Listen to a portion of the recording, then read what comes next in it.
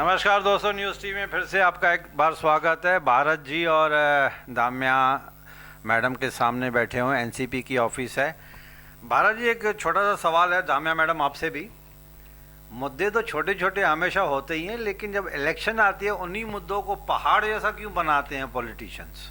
अभी ये PN park actually देखा जाए तो बहुत बड़ा मुद्दा नहीं है, बट इलेक्शन आ रही है अभी 2-3 महीने में, और ये 1 रुपी जो स्कूल को दिया गया था रेंट पे, उसके ऊपर भी काफ़ी बड़ा मुद्दा हुआ है। हालांकि किसी पॉलिटिकल लीडर ने मुझे कहा था कि शायद बीजेपी नहीं कहा था मुझे, जमनू पुरसवानी ने, कि पहले भी हमने म्यूनसिपालिटी ने ऐसे रेंट पे दिए हुए हैं स्कूल, उस टाइम पे कुछ इशू नहीं हुआ था। तो मुझे भी ये थोड़ा दिमाग में स्ट्राइक हुआ कि जब इलेक्शन आ रही है तो इन छोटे छोटे मुद्दों को जानबूझ के एक बड़े इशू बनाए जाते हैं। ये नेचुरल टेंडेंसी है, पॉलिटिक्स की गेम है ये। What is your opinion on this? देखिए, ये एक गेम रहती है वोट बटोरने के लिए। हाँ, उसका मैं आपको कुछ खुलासे करता हूँ कि जिस तरह से 2002 में यहाँ पे एक लीडर ने आके शहर में बोला कि भाई मैं आप लोगों के प्रॉपर्टी टैक्स माफ़ करूँगा। तो उस प्रॉपर्टी टैक्स माफ़ करने में उसको इतनी सीटें मिल गई कि वो एकदम सत्ता पे आ गया, मेजॉरिटी में आ गया। और बाद में क्या हुआ, पब्लिक को किसी का प्रॉपर्टी टैक्स में 1 रुपया भी माफ़ नहीं हुआ। और बाद में ऐसी लोगों ने हालत हुई कि काफ़ी टाइम के बाद जिन्होंने उनके बैठे थे कि भाई हमारी ये प्रॉपर्टी टैक्स माफ़ होगी, बाद में उन्हीं लोगों ने विथ इंटरेस्ट कारपोरेशन को पैसे भर के दिए। हाँ, अच्छा, दूसरा मुद्दा है आपको कल्याण बदलापुर अंबरनाथ जो रोड है, उस मुद्दे पे वो टाइम पे सामने MP और MLA इलेक्शन थी और कारपोरेशन के अंदर सभी ने ये रोड के लिए प्रस्ताव पास करके भेजा कि 100 फुट से 80 फुट करेंगे, और वो टोटल गुमराह करना था। सामने इलेक्शन थी। मेरे कुछ फ्रेंड्स है टिल्सन के सामने, जो 16-17 जन, वो लोग मेरे टच में थे वो टाइम पे। तो मेरे से उन्होंने पूछा था कि भाई क्या होएगा। मैं बोला ये खाली इलेक्शन का लॉलीपॉप है आप लोगों के लिए। जैसे ही इलेक्शन जाने जाएगी आपके सामने है, ये 100 फीट ही बनेगा, 1 इंच भी कम होने वाला नहीं है। और बाद में जब ये इलेक्शंस हो गई MP MLA दोनों होने के बाद, और वो सरकार ने 100 फीट करके ही भेजा, तो वही व्यापारी लोगों ने फिर से मुझे पूछा, यार ये तो हो गया 100 फीट। मैंने तो वो तो बताया था आपको। और वो उन चक्रों में उनके इतने अच्छे राइट्स थे उनके पास, उनके कानूनी पेपर्स है, उन लोगों ने इस प्रस्ताव के कारण कोई भी फॉलोअप किया नहीं, पेपर वर्क किया नहीं। उनको आज वो तकलीफ में है। अगर वो टाइम पे उनको मैंने एडवोकेट भी दिए थे अच्छे कि भाई आप पेपर वर्क करो, आप सेफ हो जाओगे, मगर उन्होंने वो मेरी बात सुनी नहीं। जब मुद्दा एकदम नोटिस पे आ गया उसके बाद वो बेचारे भागे, मगर आज उनके स्टे होने के कारण सेफ है, पर वो उतना शॉप चला नहीं पाते। और वो टाइम पे जिसने सपना दिखाया था कि भाई मैं टैक्स माफ़ करूँगा, उसी DP मुद्दे को लेके नया DP प्लान बना था, शहर के अंदर गुमराह किया गया कि भाई ये गलत है, बिल्डर के फेवर में है और लोगों के साथ अन्याय हो रहा है। 1 नंबर से लेके 5 नंबर तक सांकली निकाला, कैंडल मार्च निकाले। बाद में उनके घर पे MLA आने के बाद कभी वो मुद्दे DP प्लान के ऊपर एक काम नहीं किया, किसी एक जन की भी रिजर्वेशन निकाली नहीं। बस वो हमेशा, अभी भी वो ये टाइम पे भी ऐसे ही कर रहे हैं। अभी तो कुछ नया ही सपना दिखा रहे हैं, स्कूल में बच्चों को मैं डॉक्टर बनाऊंगा, ये वो, केजरीवाल को फॉलो करूंगा। लोगों को खाली हमेशा गुमराह किया है। इससे पहले शुरू में उन्होंने सिंगापुर का भी सपना दिखाया था शहर के अंदर कि मैं सिंगापुर बनाऊंगा। उस सिंगापुर का हाल आज इस तरह से है, अगर मैं आपको बताऊं कि वो टाइम पे इलीगल कंस्ट्रक्शन इन्होंने शूट परमिशन दे दी बनाने के लिए। आज जिन लोगों ने वो टाइम पे अपने ब्लॉक भेज के बिल्डिंग बनाई, आज ब्लॉकों की वैल्यू करोड़ों में पहुंच गई है और उनके फ्लैट्स की वैल्यू 15 लाख रुपया है। जो पैसा उनको वो टाइम पे ब्लॉक बेच के मिले थे और उन्होंने फ्लैट परचेस किया, आज उसी फ्लैट के सिर्फ उनको 15 लाख रुपया मिल रहा है। अगर वो प्रॉपर्टी आज पड़ी रहती थी तो कम से कम 3 करोड़ उनके प्लॉट की वैल्यू होती है। तो सोचो कितने लोग इस कारण बर्बाद हुए हैं। लोग इस बात के ऊपर कभी डिस्कस नहीं करते हैं, वो मुद्दे ही दूसरे बात करते हैं, गुमराह करने वाले।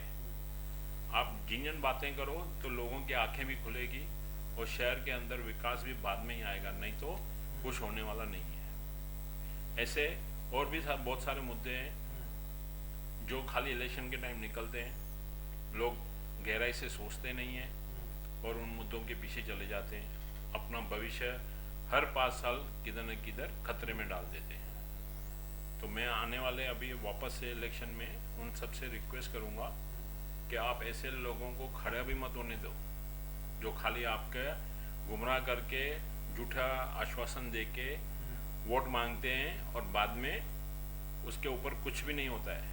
ये जो मुद्दे मैंने बताए, आप ये पूरे शहर में खुला है, किसी से भी आप इंक्वायरी कर सकते हो या उसके ऊपर कभी उन्होंने कुछ बेनिफिट दिया हो तो सामने लाए।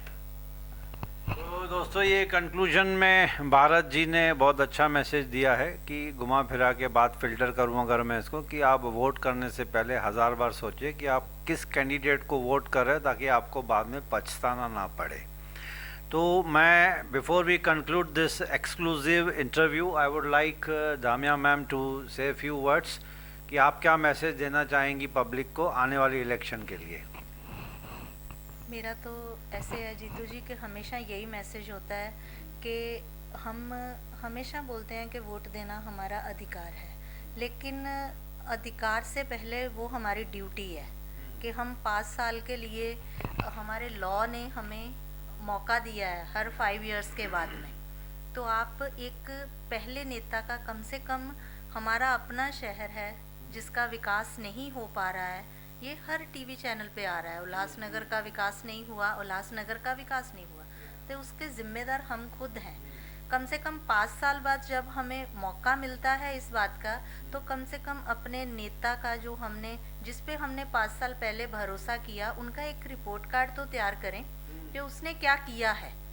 और अफवाहों से, जैसे हम बोलते हैं कि अफवाहों से बचें, वैसे ही मेरी जनता को अपील है कि गुमराह करने वालों से भी बचें और ऐसे लीडरों से खास करके बचें जो खुद सत्ता में रहे और खुद ही ये मान रहे हैं कि उल्लासनगर का विकास नहीं हुआ। और इससे ज़्यादा और क्या प्रूफ चाहिए? जब सत्ता में रह के ही विकास नहीं कर सके तो फिर तो ये गुमराह करने वाली बात है। और मेरे को ये भी पूरी उम्मीद है कि आने वाली जो हमारी नेक्स्ट जनरेशन है, यंगस्टर्स हैं, वो इन बातों को काफ़ी समझ रहे हैं और ये जिम्मेदारी भी अब आने वाली जो हमारे न्यू यंगस्टर्स आए हैं उनकी है कि हम पिछले अनुभव के साथ साथ नए जोश के साथ जो हमारे यंगस्टर्स आ रहे हैं वो उल्लासनगर को बचाने में, मैं बोलूँगी सीधा, कि कितना सहयोग कर रहे हैं और कितना सिद्ध हो रहे हैं, वो अभी आने वाले टाइम उन पे डिपेंड करता है। तो एक बार फिर से पब्लिक को अवेयर, जैसे आपने क्वेश्चन शुरू किया था वैसे ही क्वेश्चन समाप्त करूंगी कि ये पब्लिक की अवेयरनेस का काम है, पब्लिक को खुद जागृत होना है। हमने बहुत अच्छे से एक्सप्लेन किया कि भाई कैसे हमें अपनी ड्यूटी, पहले आप ड्यूटी 100% निभाओ, आपको अधिकार खुद ही मिल जाएगा। तो दोस्तों, ये भारत जी और दामिया मैम ने बहुत अच्छी तरह से समझाया है पब्लिक को। तो घुमा फिरा के बात यही है कि आने वाली जो जनरेशन है, जो अभी टीनेजर्स हैं, जब वो बड़े होंगे, जब उनको वोटिंग राइट्स मिलेंगे, तो they want only and only development and not घुमाओ फिराओ वाला थिंग्स। रिलीजियस नहीं चाहिए उनको, धर्म के नाम पे भटकाने वाली बातें नहीं चाहिए उनको, झूठे मूठे वादे एश्योरेंसेस नहीं चाहिए उनको, जेन्युइनली डेवलपमेंट चाहिए, नौकरियां चाहिए, इंफ्रास्ट्रक्चर चाहिए। तो ये पॉलिटिशियन सबको समझ में आ जाएगा धीरे धीरे। देखिए, हमारे लेवल पे तो पॉलिटिशियंस ने घुमाया फिराया, हमने अंधाधुंध वोट कर लिए, बाद में पछताया भी, जैसे सीजन पॉलिटिशियंस ने कहा था, हमसे भी गलतियां हो जाती हैं। लेकिन आज की जनरेशन या आने वाली जनरेशन 2, 4, 5 सालों में they are very sharp minded, they are very practical, techno savvy. उनको ना मंदिर मस्जिद इनके लफड़ों में पढ़ना ही नहीं है, धर्म के नाम पे नहीं पढ़ना है उनको। उनको सिर्फ डेवलपमेंट चाहिए, नौकरियां चाहिए, इंफ्रास्ट्रक्चर चाहिए, नहीं तो फॉरेन कंट्री भाग जाएंगे, जिसको ब्रेन ड्रेन बोलते हैं। तो ये सब पॉलिटिशियन से हाथ जोड़ के रिक्वेस्ट है कि sir please talk only and only about development. तो on this positive note I pay my sincere thanks to mister Bharat and missus Sonia Dami ji कि इन्होंने अपना वैल्यूएबल टाइम न्यूज़ टीवी को दिया। फिर नए मुद्दे होंगे, कुछ इलेक्शन का टाइम आ रहा है, कुछ नए मुद्दे और भी उजागर होंगे, तो फिर से इनको मैं रिक्वेस्ट करूंगा टाइम के लिए। Meanwhile thanks to both of them. और दोस्तों, अगर आपको world travel videos, world news, recipes videos, international food travel videos देखना पसंद करते हैं, एंटरटेनमेंट हॉलीवुड बॉलीवुड देखना पसंद करते हैं, तो हमारा वेब चैनल है www.newstv.co.in पे आप विजिट कीजिए। Hopefully you will like it. And before I conclude, Covid Omicron अभी भी तेज़ी से फैल रहा है। कोविड-19 की जो गाइडलाइंस है गवर्नमेंट ने जो इशू की, उसको फॉलो कीजिए, मास्क वगैरह ध्यान से पहनिए, सोशल डिस्टेंसिंग मेंटेन कीजिए, आप अपना और अपने फैमिली का ख्याल रखिए। And thank you for listening to us. Thank you very much.